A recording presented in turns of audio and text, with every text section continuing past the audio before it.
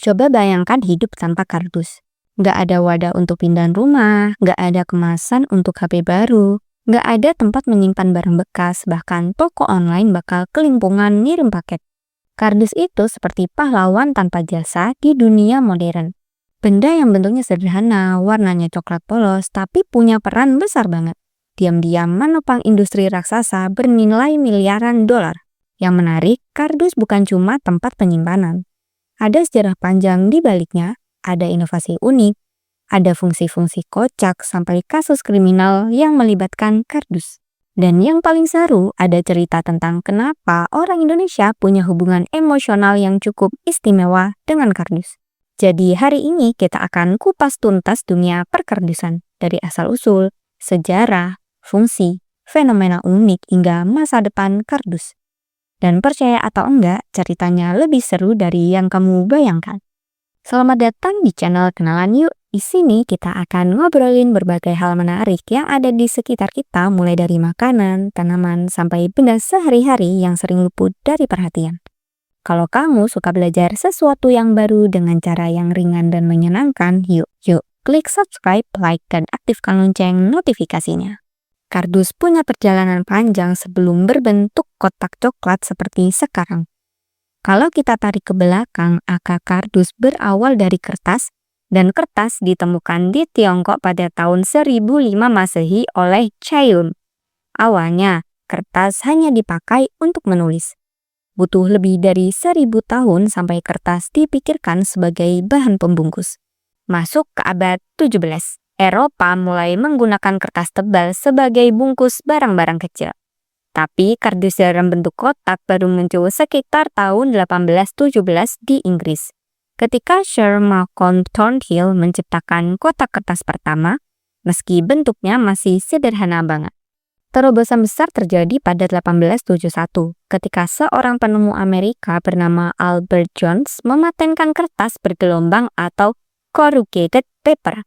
Awalnya, kertas bergelombang ini dipakai untuk membungkus botol kaca agar tidak pecah.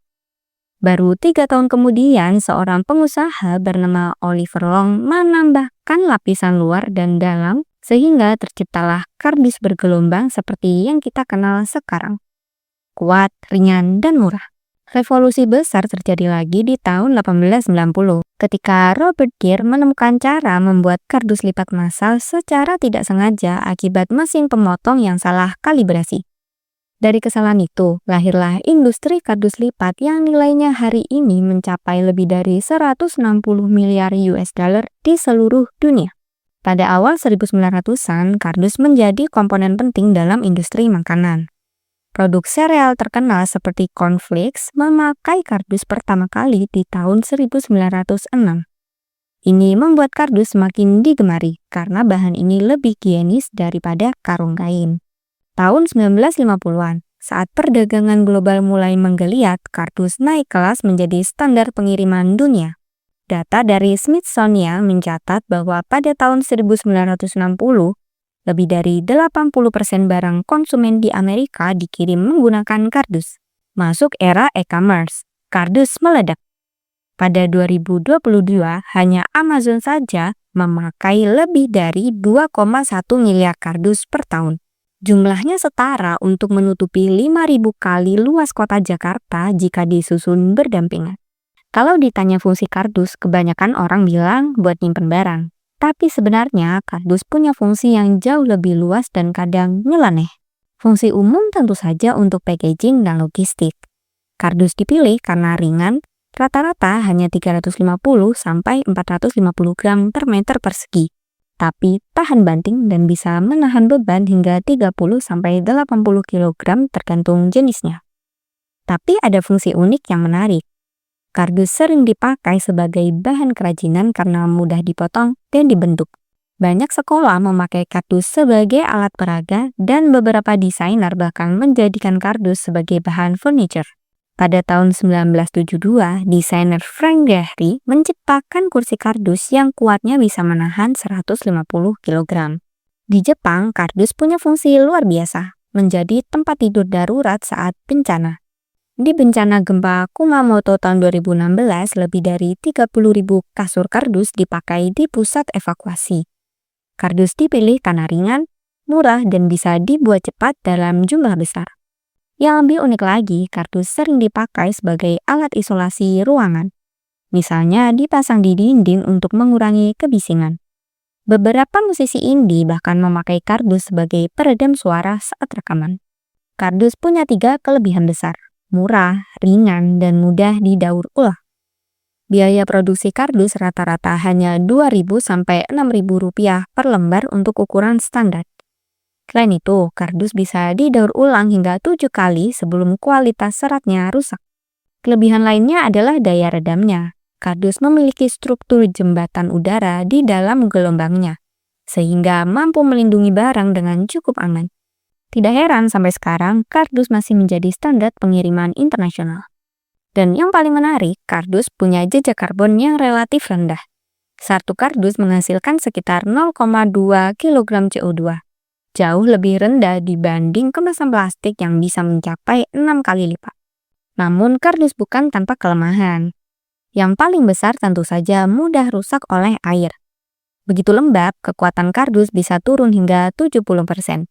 Kardus juga mudah penyok, sehingga barang rapuh tetap butuh pelindung tambahan. Selain itu, meski bisa didaur ulang, prosesnya tetap membutuhkan air dalam jumlah besar.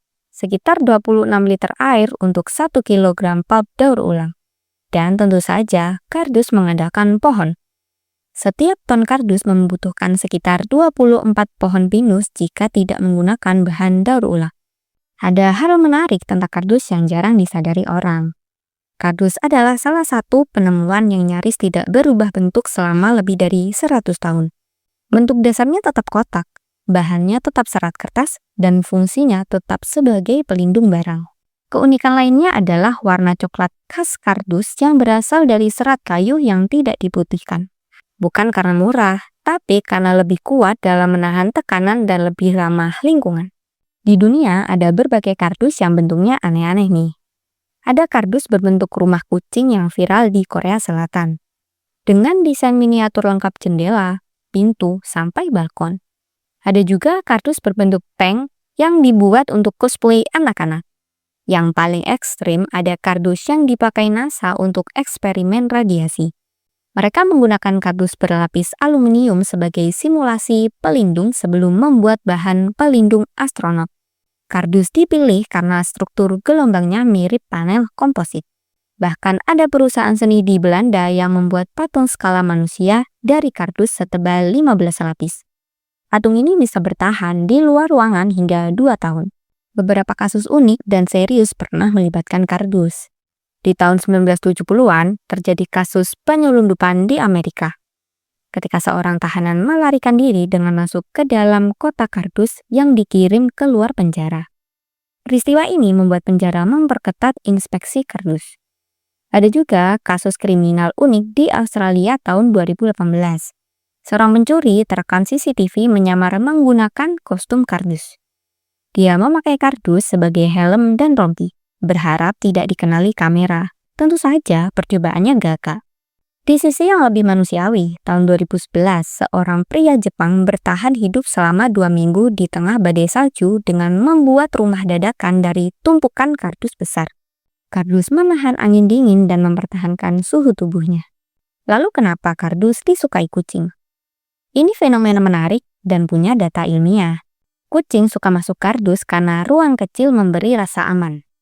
Penelitian dari University of Utrecht tahun 2014 menunjukkan bahwa kucing yang diberi kardus mengalami penurunan stres sebesar 40% dalam 3 hari, dibanding yang tidak diberi kardus. Kardus menjaga suhu, mengurangi suara, dan menciptakan ruang pribadi nyaman untuk kucing. Ini menjelaskan kenapa kucing kamu kadang lebih suka kardusnya daripada barang mahal yang kamu beli. Orang Indonesia punya hubungan unik dengan kardus. Kardus sering dianggap sebagai solusi segala hal. Alas lantai, tempat tidur darurat, wadah barang bekas, sampai dijadikan alat mainan anak-anak. Ada istilah rumah kardus untuk merujuk tempat bermukim sementara yang sering muncul di berita sosial. Kardus juga punya stigma budaya, misalnya ungkapan otak kardus atau politik kardus. Ini menunjukkan kardus sudah masuk ke bahasa sehari-hari kita sebagai simbol kritik sosial. Di luar negeri, pandangan terhadap kardus lebih sederhana, sebagai benda fungsional. Di Jepang, seperti tadi dibahas, kardus dianggap bahan penting untuk bencana. Sementara di Eropa dan Amerika, kardus adalah simbol gaya hidup minimalis. Mudah dipindah, mudah dibongkar, dan bisa dipakai menyimpan barang. Pertanyaannya, apakah kardus akan tetap ada di masa depan? Melihat tren global, jawabannya iya, dan kemungkinan besar masih lama. Pasar kardus dunia diperkirakan tumbuh dari 160 miliar US dollar tahun 2023 menjadi 225 miliar US dollar di tahun 2030. Kenaikan ini dipicu e-commerce, pengiriman makanan, dan permintaan barang elektronik yang terus naik. Namun, kardus akan tetap mengalami evolusi, bukan cuma kotak. Masa depan kardus diprediksi menggunakan serat jamur, serat bambu, atau pulp rumput laut yang lebih ramah lingkungan. Dan ada riset yang sedang mengembangkan kardus tahan air sepenuhnya tanpa lapisan plastik. Jika berhasil, kardus bisa tetap mendominasi dunia logistik untuk puluhan tahun ke depan. Jadi kesimpulannya, kardus mungkin tampak sederhana, tapi perjalanan dan dampaknya luar biasa besar. Dari penemuan kertas ribuan tahun silam, inovasi gelombang, sampai menjadi pilar logistik dunia modern. Kardus punya fungsi dari yang umum sampai yang unik. Punya cerita lucu, kasus kriminal, dan peran besar dalam kehidupan sehari-hari. Benda yang warnanya coklat dan terlihat sepele ini sebenarnya menyimpan sejarah panjang tentang kecerdikan manusia, bagaimana bahan sederhana bisa menyelesaikan masalah besar. Dan selama dunia masih butuh mengirim barang, menyimpan barang, atau bahkan butuh tempat kucing tidur, kasur akan tetap ada. Kalau menurut kalian, selain kardus, hal sederhana apa yang sering bikin penasaran tapi jarang dibahas? Tulis di kolom komentar ya, siapa tahu bisa kita angkat di pembahasan berikutnya. Kalau ada hal-hal yang perlu ditambahkan, silahkan tulis juga di komentar. Maaf kalau ada kesalahan dalam penyampaian, karena channel ini juga masih terus belajar bareng kalian. Jangan lupa like, share, dan subscribe kenalan yuk untuk konten seru dan edukatif lainnya. Sampai jumpa di video selanjutnya.